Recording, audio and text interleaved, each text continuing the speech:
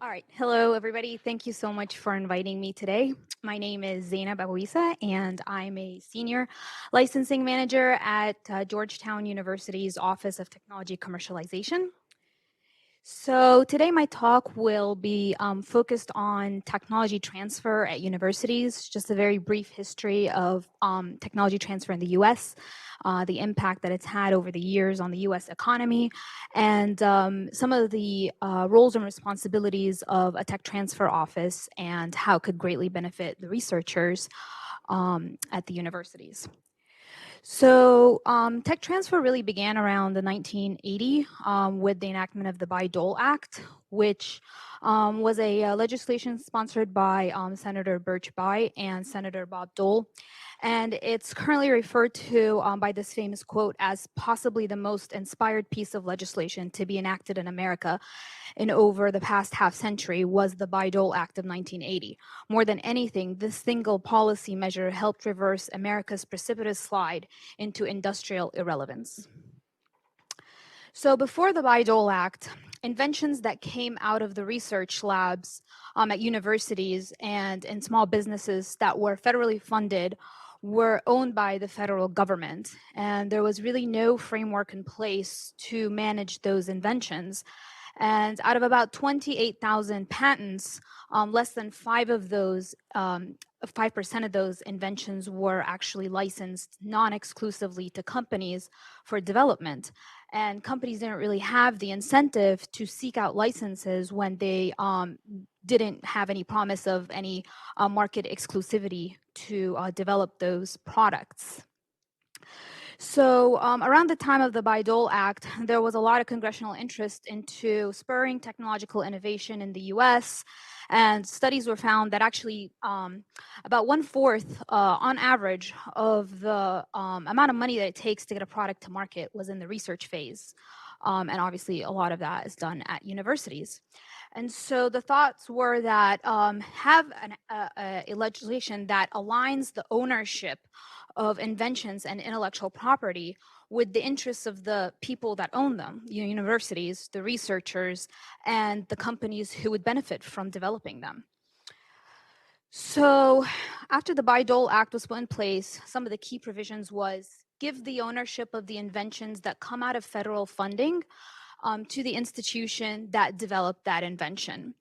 The university will have a limited time to elect title to that invention and file patent protection, if applicable, on that invention. The university will attempt to develop and commercialize the invention by partnering with companies. The university will give some rights to the federal government still in the form of a non-exclusive license, and that's a whole other talk in itself. And universities would give a priority of partnering with small businesses, and specifically in the United States, obviously, to boost the US economy. The revenue that comes into the university from commercialization of those inventions would feed further research and development in the university, as well as it will be shared with the inventors. So not to bore you with this graph, but before the Bayh-Dole Act, and this is specific to drugs and active new substances, less than 10% of active new substances were first launched and developed in the US. And by 2010, 2014, around over 60% of active new substances were first introduced in the United States. So this graph is obtained from metrics that are reported to AUTUM, which stands for Association of University Technology Managers, and that's really in the tech transfer profession, the professional organization that we all belong to, and it really highlights, the metrics that are reported to it by the universities for tech transfer. So in 2020, there was over 27,000 invention disclosures. There is over 1,000 startups that are formed. 900 products were created.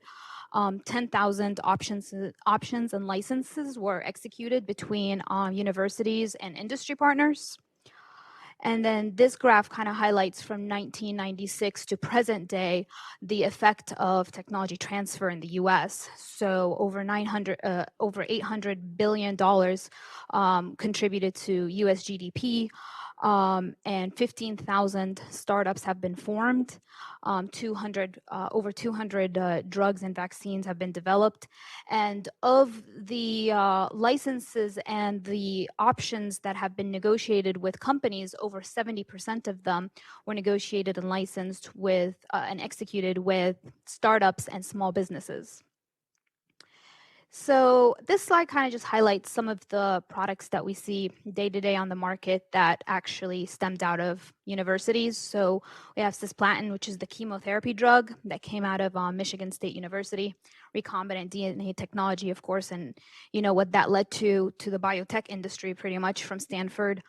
From Georgetown, we're known for Allegra, the antihistamine, and also for the technology that led to Cervarix and Gardasil, the HPV vaccine. Lyrica brought in, I think, $1.3 billion to Northwestern University. Citracal from Texas Southwestern. And then these are some of the technologies that you see often that are not, therapeutics that also came out of technology transfer efforts. So Google from Stanford, MIT, the Living Proof is a famous hair care line based on a molecule developed at MIT that controls moisture absorption in and out of hair. Florida State University, you have cell tower power technology, and synthetic vitamin D for vitamin D deficiency was from University of Wisconsin-Madison, and Cosmic Crisp apple variety from Washington State University, where actually I was before I came to Georgetown. So the technology transfer life cycle is right here, and really a technology transfer office is pretty much involved in every single one of those boxes. So our office and most all tech transfer offices in the US, we evaluate invention disclosures as they come in from the inventors. We assess them for patentability. Are they patentable? Do they meet all of the requirements to be protected? Does the university want to invest in filing a patent on those inventions? Do we think it has commercial potential? Is it going to give us back the return on investment? So we do market evaluation and market assessment. We work with outside patent attorneys to file patents, copyrights, and intellectual property protection. We actually market all of the technologies that come from the university as well through various different channels, emails, conferences, cold calls, working with inventors. We identify all of the companies that could potentially partner with the university to develop a particular invention. And we negotiate all forms of contractual agreements with them. So confidentiality agreements, licenses, options, sponsored research agreements. And then even after a license has actually been signed, our job is to also enforce that license and make sure that the company is diligently developing the technology. And we always have to make hard decisions. Actually, I think it's better than not having to make this decision, but if there's more than one company that wants it, for example, a startup versus an established company that wants a particular technology, who do you license it to? Do you license it to an established company that has more resources to develop a particular technology and take it to market, or do you license it to a startup, for example, that would have to go out and have to fundraise, raise money, develop, and face many more hurdles to developing a technology than an already established company. And then after the money comes in, of course, like I said, we redistribute it within the university so that some goes back to the inventor's lab, some goes back to the tech transfer office to further support our investment in other IP, and the other goes to the inventor. So, I think I pretty much from my short experience in tech transfer, I think I've been in tech transfer now for about 6.5 years. I really think of it as more of a business center that's a partner to the inventors at the university to supplement their, their research activities and their impact that they can have. So when we learned from our colleague at Carnegie Mellon with her pulse oximetry invention and how, federal funding wouldn't have been the right mechanism to support her large-scale clinical trials, really the thing that supplemented this and the thing that stepped in to help further that technology and get it developed was the private sector. And so we asked, did you work with your tech transfer office to have any IP filed on it? Did they help with negotiating the license to those companies and split up the field of use to fetus, for example, monitoring versus brain monitoring? We also kind of bridge the gap between industry and our researchers in that we translate the discoveries into layman's terms. And so, for example, I was working with a researcher one time on a carbon capture technology, and I was marketing the technology right and left, and we got some interest from ExxonMobil to learn more about the technology, and it's extremely hard to even, get in front of these large companies. And we had a call with them, and it was a Zoom call, and there were maybe like 14 the researchers on the call.